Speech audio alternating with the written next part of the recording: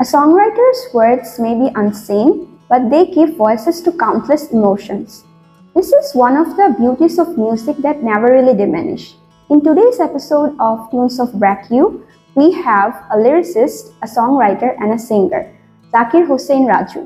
In this interview, we will get to know more about him, about his journey, and how his passion grew towards music.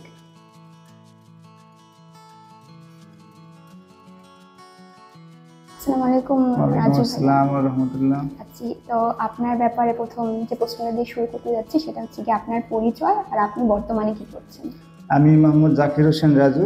আমি ব্র্যাক বিশ্ববিদ্যালয়ে একজন office সহকারী, operation ডিপার্টমেন্টে আছি। পাশাপাশি আমি একটু লেখালেখি করি, গান কবিতা, অবসর সময় যেটুকু পাই সেটুকুতে আমি লেখালেখি করি। আমি 2012-তে ব্র্যাক বিশ্ববিদ্যালয়ে জয়েন করছি। আর আপনি একজন গীতিকার ও গায়ক হিসাবে কিভাবে আপনার যাত্রাটা শুরু করেছেন? 2018 সালে আমি ফেসবুকে বা আমার সোশ্যাল মিডিয়া হাতে লেখায় কিছু কবিতা লিখতাম।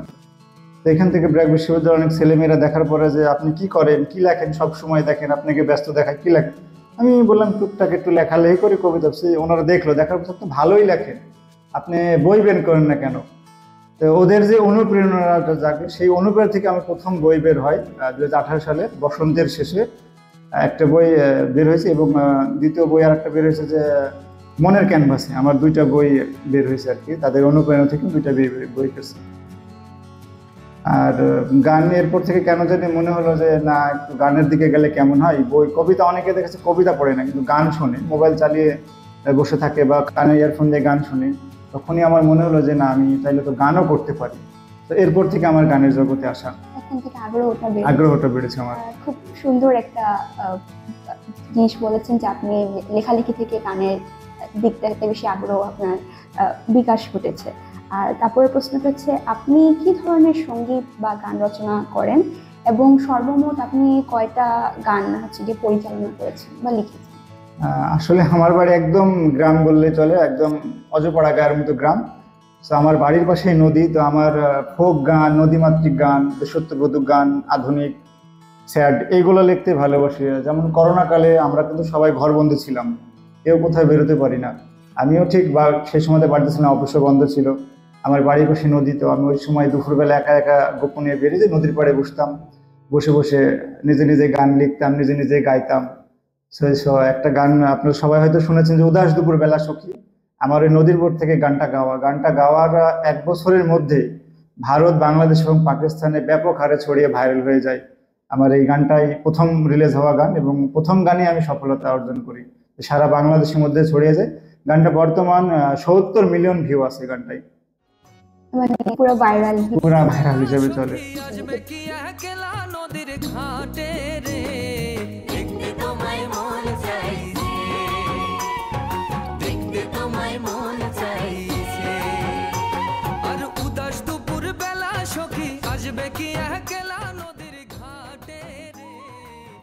ব্যক্তিগত না বলতে, আমার প্রথম হাতে খড়ি নিয়েছিলাম আমি উস্তাদ জাহিদুল ইসলাম ঝালুর কাছে, আমার হাতে খড়ি নেওয়া। তো এরপর থেকেই আমি তো কবিতা আগে থেকে লিখতাম, তো মনে হলো কেন জানি গান লিখি। গান লিখলাম, অনেকগুলো গান লিখে আমরা গ্রামে প্রায় অনেকের কাছে গিয়েছি যে আমি একটা গান লিখছি, আমার গানটা গিয়ে দিন। তো গানটা গানে অনেকে আমাকে মানে বলছে না, এটা লেখা হয়নি, এটা হবে না, এইভাবে চলে না, ভালো কিছু লেখো, তোমার চেয়ে বড় বড় গীতিকাররা আসে, আমাদের কাছে হয় না। তো এইভাবে আমি অনেক দাঁড়ে দাঁড়ে ঘুরছি। পরে নিজে এক সময় গাইছি, মানে নিজে গিয়ে অন্য শিল্পীর কাছে গেছি, নিজের খরচ দিয়ে গানও বের করছি। তো এরকম করতে করতে আমি ঢাকাতেও আবার অফিস যখন চালু হলো, ঢাকাতে আসলাম। ঢাকাতে এক শিল্পীর কাছে গেলাম, তিনি তো আমাকে এক কথায় অপমানের মতো করে তাড়াই দিল। পরবর্তী সময়ে ওই শিল্পী আমাকে ডেকে পরপর 3টা গান করাইছে। আমি যার কাছ থেকে অপমানিত হয়ে আসছি, যখন আমার গান ব্যাক টু ব্যাক ভাইরাল হয়ে গেল, আমার বেশ কিছু গানই ভাইরাল এবং এপার বাংলা ওপার বাংলায় চলতেছে, সেই শিল্পী আমার গান গেল, তখনই খুব একটা ভালো লাগা কাজ করছে আর কি। যে কষ্টগুলো আর থাকে না, আমার যে কষ্টটা আক্ষেপটা ছিল যে আমার গান কেউ করে না, আবার এক সময় দেখা যাচ্ছে এখন সবাই আমার গান নিচ্ছে। যদিও আমাকে কেউ চিনে না, অনেকে দেখি যে আমাদের মহাখালী ক্যাম্পাস থাকতে আমি অফিস শেষ করে বাসায় যাচ্ছি, 3টা ছেলে গান গাইতে গাইতে আমার সামনে দিয়ে চলে গেল। আমি জাস্ট একটা অবাক হলাম যে আমার গানটা আমার সামনে দিয়ে কারা গেয়ে যাচ্ছে, অথচ তারা আমাকে চিনে না। তবুও আমার ভালো লাগা কাজ করছে যে আমার গানটা তাদের মুখের থেকে আমি শুনতেছি। তো এইভাবে গানের জগতে আমার আসা। আপনার গানগুলা হচ্ছে গিয়ে জানতেছে না আসল হচ্ছে গিয়ে লিখেছে কি, না, কিন্তু ওরা হচ্ছে গিয়ে এটার সাথে কানেক্ট করতে পারছে। আমার গান অনেকেই গাচ্ছে, অনেক টেলিভিশন চ্যানেলে যাচ্ছে, বিভিন্ন ইউটিউবে চলে যাচ্ছে, কিন্তু আমি জাকির হোসেন রাজু সেটি কেউ জানতেছে না, এবং অনেকেই আমার নামটা লিখতেছে না। যে এই গানের গীতিকার সুরকারের জায়গায় দেখছে একদম ফাঁকা ডট ডট দিয়ে রাখছে, শুধু শিল্পীর নামটাই আসতেছে, কিন্তু গীতিকার সুরকারের নাম কখনোই আসতেছে না ম্যাক্সিমাম চ্যানেলে, যেটা আমি দেখি। জি, আর আঙ্কেল আপনি যে এই গানগুলো লিখছেন, বলতেছেন যে দেওয়া হচ্ছে না বা আপনাকে চেনা মানে একটা রেকগনিশন দেওয়া হচ্ছে না, কিন্তু আপনি কখনো যে গানগুলো ভাইরাল হয়েছে, কয়েকটা গানই আপনি বলেছেন, সেটার মধ্যে কোনো আম, আহ, জাতীয় বা স্থানীয় স্বীকৃতি পেয়েছেন এরকম কিছু? না, এরকম জাতীয় স্বীকৃতি পাইনি। যখন বাংলাদেশ টেলিভিশনে একই মাসে 2বার ডাকা হলো গানটা নিয়ে, গানটা গেয়েছিল টেলিভিশনে গামছা পলাশ ভাই, গানটা গায়, তো দেখলাম ভালোই রেসপন্স পাচ্ছে, ও শিল্পীর নাম আসতে, শিল্পী গেল। তো আমাকে ওইভাবে ডাকা হয়নি, কিন্তু আমি দেখলাম যে বাংলাদেশ টেলিভিশন সহ বাংলাদেশের প্রত্যেকটা টেলিভিশন চ্যানেলে, সরকারি এবং বেসরকারি চ্যানেলে উদাস দুপুরবেলা গানটা করা হচ্ছে, কিন্তু কোথাও থেকে আমাকে কখনো ডাকা হয়নি, বা আমাকে সাক্ষাৎকারের জন্য বা আমাকে ফোন দিয়ে বলা হয়নি যে আপনার গানটা গাওয়া হবে, প্রচার হবে। প্রচারের জন্য কি আমাকে বলা হয়নি যে গানটা আজকে অমুক টেলিভিশনে বা হচ্ছে। হয়তো আমি ইউটিউবে সার্চ দিয়ে বা কোনোভাবে দেখতেছে বিটিভিতে বাজতেছে, বৈশাখী টেলিভিশনে বাজতেছে, গান বাংলায় বাজতেছে, বিভিন্ন চ্যানেলে যখন আসে তখন আমি পাই, কিন্তু গানটা যখন লাইভ রেকর্ড হয় বা রেকর্ডে যা হয় আমাকে কেউ কখনো ডাকে নাই। আচ্ছা, ভাইয়া আপনার যদি ভাইরাল গানগুলো সম্পর্কে কিছু শেয়ার করতেন আমাদের সাথে।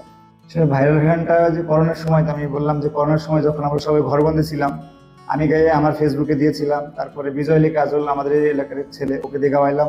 ঠিক তার পরবর্তীতে প্রাণনাথ একটা ব্যান্ডের ছেলে ছিল, শাহেদ বাউল নামে একটা ছেলে গায়। এই গানটা গাওয়ার 1 সপ্তাহের মধ্যেই দেখছি চারিদিকে সব জায়গায় মানে শুরু হয়ে গেছে। আমি কিন্তু ততটা জানি না। ইঞ্জিনিয়ার শাকিল খান ভাই আমাকে ফোন দিয়ে বলে, দেখলাম তোমার গান তো অমুক চ্যানেলে ছাড়ছে, তোমার নাম টান তো দেওয়া নাই। আমি বললাম ভাইয়া কোন গানটা? বলে উদাস দুপুরবেলা গানটা যে তুমি গাইছিলে, তোমার সুর করা, তুমি নিজেও গাইছিলে গানটা, এই গানটা তো ছড়াই গেছে। আমি বলছি ভাই আমি তো জানি না কেমনে যোগাযোগ করবো। ইঞ্জিনিয়ার শাকিল ভাই তাদেরকে যোগাযোগ করে বলছে তোমরা উদাস দুপুর গানটা যে গাইছো, গানের গীতিকার আমার ছোট ভাই জাকির হোসেন রাজু, তোমরা তার নাম দেওনি কেন? তারা পরবর্তীতে শাকিল ভাইয়ের সাথে কথা বলার পর তারা পরবর্তী নাম দিয়েছে, এবং এই গানটা ঠিক ততদিনের মধ্যে টিকটক, আপনার রিলস হচ্ছে, ইউটিউবার হচ্ছে, বিভিন্ন বিয়ের বাড়িতে, বিভিন্ন প্রোগ্রাম, পিকনিকে, সব জায়গায়, স্কুল কলেজে, সব জায়গায় শুধু উদাস দুপুর বেলা সুখী গানটা কভার হচ্ছে, ডে বাই ডে কভার হচ্ছে। এরপর থেকে আমাকে বিভিন্ন ইউটিউবারে ফোন দেয় যে ভাইয়া গানটাকে আপনি বিক্রি করছেন, গানটার মালিকানা কে, গানটা কি কন্টেন্ট এডি বানাইছেন কিনা। আমি ততদিনে কন্টেন্ট এডিও বুঝি না, যে গান বিক্রি করতে হবে, মালিকানা দিতে হবে, আমি কিন্তু এগুলো বুঝি না। এইভাবে তারা বলছে ভাই আপনার গানটা ইউজ করবো, আমরা এইভাবে গানটা আমরা বানাতে চাচ্ছি। আমার গান করেন, সমস্যা নাই, আমার নামটা দিন। তো বিভিন্ন ইউটিউবার এভাবে দিচ্ছে। এরপরে রাত্রে 8টার সময় ভারত থেকে আমার ফোন আসলো, সাহেল নামে একটা ছেলে নাম্বার নিয়ে হোয়াটসঅ্যাপে আমাকে ফোন দেয় যে ভাই এই গানটা আমরা করবো, আমরা 8-10টা চ্যানেল ভারতে করবো। আমি হ্যাঁ করেন, আপনারা চাইলে তো করতেই পারেন, কিন্তু আমার নামটা দিন। নাম তো দিবই। দেখছি ভারতবর্ষে কয়দিনের, 1 সপ্তাহের মধ্যে দেখছি পুরা ভারতবর্ষে শুধু আমার এই গানটা, আমি মন্দিরেও চলতেছে, লাইভ কনসার্টে চলতেছে, মন্দিরে চলতেছে, মাজারে চলতেছে, এবং আমার অনেক ভার্সিটিতে চলতেছে, আমার বিরাকির ছেলেপেলেরাও করছে, আমি দেখছি। এইভাবে বিভিন্ন জায়গায় গানটা সব জায়গায় ছড়াই গেল। এরপর থেকে বিভিন্ন জনের ফোন যে গানটার মালিকানা নেব। আমি তো বুঝি না কি করতে হয়। ঠিক গান বাংলায় গেলাম, গান বাংলার রেমো বিপ্লবের সাথে আমার আগে একটু পরিচয় ছিল, গান বাংলা রেমো ঢাকলো, ডাকার পরে বললো গানটা আমরা নিব, আপনার গানটা আমরা নিব, নতুন করে আবার গাবো। জানি, কিন্তু আমার নাম তো গীতিকা সুরকার থাকবেই। তো গান বাংলাতে আমি গানটা একটা চুক্তিবদ্ধতে গেলাম যে গান আপাতত গানের মালিকানায় থাকবে রেমো বিপ্লব, গান বাংলা। নাহলে তো বিভিন্ন জন নিয়ে যে যার যার মতো নিয়ে নিচ্ছে, কেউ কাভার করছে, আমার নাম দিচ্ছে না, চুরি হয়ে যাচ্ছে, যার যার মতো অনেকে অন্য জনের নামে চালাইছে যে গানের গীতিকার অন্য। আমি তো মাথায় টাস্কি খাই, কিরে আমার সাধনের গান অন্য জনে চলে যাচ্ছে। তো তখন গান বাংলাতে আসলো, এবং গানটা গেয়েছিল গামছা পলাশ ভাই। এবং গামছা পলাশ ভাই যখন রেকর্ড ছিল তার কিছুদিনের মধ্যে দেখলাম যে বাংলাদেশ টেলিভিশন বিটিভিতে গামছা পলাশ ভাই গাইল। পরের মাসে আবার দেখছি গামছা পলাশ ভাই বিটিভিতে গেল, এবং বাংলাদেশের প্রত্যেকটা টিভি চ্যানেলেই আমার গানটা হচ্ছে। রাস্তাঘাটে, দোকানে, আমার বিশ্ববিদ্যালয়ের টিচাররা অনেক জায়গায় শুনতেছে, শুনে বলছে রাজু ভাই আমার দোকানে দেখলাম আপনার গানটা শুনতেছে। আমাকে ফারহান ফিরোজ সিএসসি টিচার, উনি আমাকে ভিডিও করে পাঠিয়েছিল যে দেখেন রাজু ভাই চায়ের দোকানে বলছেন আপনার গানটা বাজতেছে। এবং সেন্ট মার্টিনে অনেক টিচাররা বেড়াইতে যায়, দেখছে সেন্ট মার্টিনেও নাকি আমার গানটা বাজতেছে। আমি তো বিশ্বাস করি না। পুরো ছড়াই গেছে। পুরো ছড়াচ্ছে। আবার পিএইচডি করতে আমাদের অনেক কিছু দেশের বাইরে যায় না। আমেরিকাতে একজন আছে জয়ন্ত ভাই, যিনি একটা মন্দিরে দেখছে আমার গানটা বাজতেছে আমেরিকাতে, আমেরিকায় একটা মন্দিরে এভাবে তারা গানটা গাচ্ছে, উনি রেকর্ড করে বাজতেছে। রাজু ভাই আপনি তো আমেরিকায় কোথায় গেছেন, আপনার গান আমেরিকায় লন্ডনে বাজতেছে। শুধু মানে ভারত পাকিস্তানে না, ভারত মানে পাকিস্তানেও একটা টেলিভিশনে ওরা একটা ইন্টারভিউ সাক্ষাৎ করছে তারা। আমি তো অতটা হিন্দি ল্যাঙ্গুয়েজ বুঝি না, বলছে ও বান্দা যা লিখ রাহা হো দিল কে আন্দাজ জায়েগা। তো পাকিস্তানে দেখলাম টেলিভিশন একটা এই গান নিয়ে তারা গবেষণা করতেছে, মানে কিভাবে গানটা আসলে কেমন, গানটা ভালো। আর ভারতে কয়েকটা চ্যানেলে আমি দেখছি, টেলিভিশন চ্যানেলে সুন্দর করে লেখা যে বাংলাদেশের গান ভাইরাল হলো বা ভারতের জনপ্রিয় হলো উদাস দুপুর বেলা সখী। মানে আমি যে বাংলাদেশ ভারতের সমান তালে ভাইরাল হওয়া একটা যে আলাদা ব্যাপার।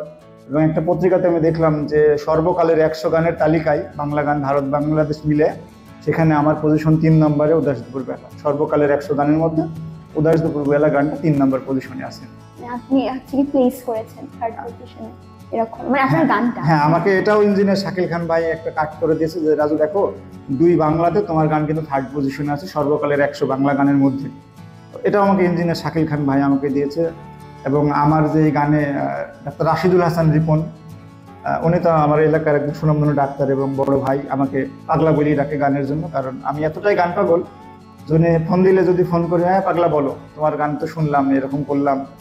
আমি একসময় কিন্তু ওই ভয়েস অফ ফিলিপনগরে একটা গানের জন্য গেছিলাম, তো তারা আমাকে নেয়নি, মানে গানটা আমাকে রিজেক্ট করে দেয়। তার পরবর্তীতে তারা তো আমাকে সদস্য পর্যন্ত করছে এবং সবাই আমাকে নিয়ে প্রাউড ফিল করে, আমাকে ওখানে সদস্য বানাইছে। যে গ্রুপে আমি চান্স পাই নাই, সেই এতে আমি এখন সদস্য হয়ে গেছি এবং তারা সকলে আমাকে ভালোবাসে এবং ভালো চোখে দেখে, যেহেতু আমি বেশ কিছু গান নিয়ে আসছি। ভাইরাল হয়েছে।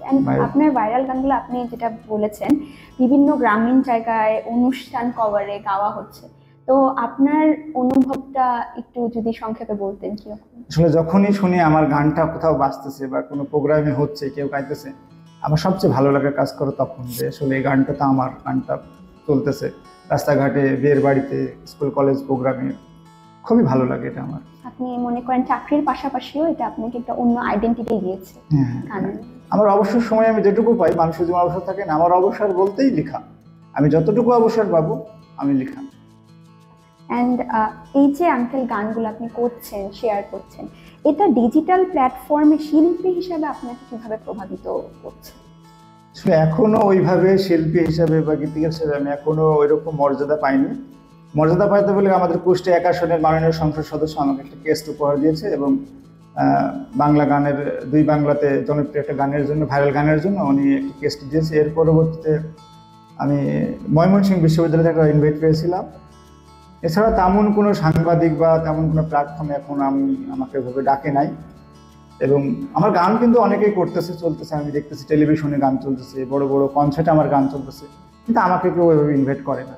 এবং অনেকে আমার নামটাও দেয় না, যে গানটা অনেকের লেখে সংগ্রহীত, শিল্পীর নাম আছে, মিউজিশিয়ানের নাম আছে, গীতিকার এবং সুরকারের নাম থাকে না। তবু আপনার নিজস্ব ইউটিউব চ্যানেল আর ফেসবুক চ্যানেলে আপনি এটা চালিয়ে যাচ্ছেন, শেয়ার করে যাচ্ছেন। হ্যাঁ, এই কারণে যখন দেখলাম যে আসলে আমার তো কেউ চিনতেছে না, এই পরবর্তী আমি আমার পেজ এবং ইউটিউব চ্যানেল করছি রাজু অফিসিয়াল মিউজিকে। এখানে আমার প্রায় 130টা মতো গান আপলোড করা আছে এবং মন বাউলের কথা, ওটাও আমার একটা ইউটিউব চ্যানেল যেখানে ভিডিও গানগুলো আপলোড করি। ওইখানে প্রায় 257টা মতো গান আছে। তো 2টা চ্যানেলে প্রায় আমার 300-র উপরে গান এখানে আমার রাখা আছে, যেখান থেকে অনেক কোম্পানি গানগুলো শোনে বা যারা ভালো লাগে তারা নিয়ে আবার কাভার করে। আবার এখন কিছু কিছু গান শিল্পীকে মৌলিক গান হিসেবে দিচ্ছি, মৌলিক গানের চাহিদা অনেক বেশি বলে গান লেখার পাশাপাশি সুরও আমি করে দিচ্ছি। তো কিছু শিল্পী মৌলিক গান হিসেবে নিচ্ছে আর কি তাদের। হ্যাঁ, আর আপনার গানের মাধ্যমে বা যে লেখাগুলো লিখেন গানের, সেটা মাধ্যমে শ্রোতাদের কি বার্তা দিতে চান আপনি? শ্রোতাদেরকে শুধু একটাই বলবো, বর্তমানে আমাদের যে সোশ্যাল মিডিয়ায় দেখবেন আপনি একটা খেয়াল করে যে কিছু কিছু এমন লিরিক্সের গান আসতেছে যেটা 5টা মানুষের সামনে গাওয়ার মতো না, কোনো মঞ্চে গাওয়ার মতো না।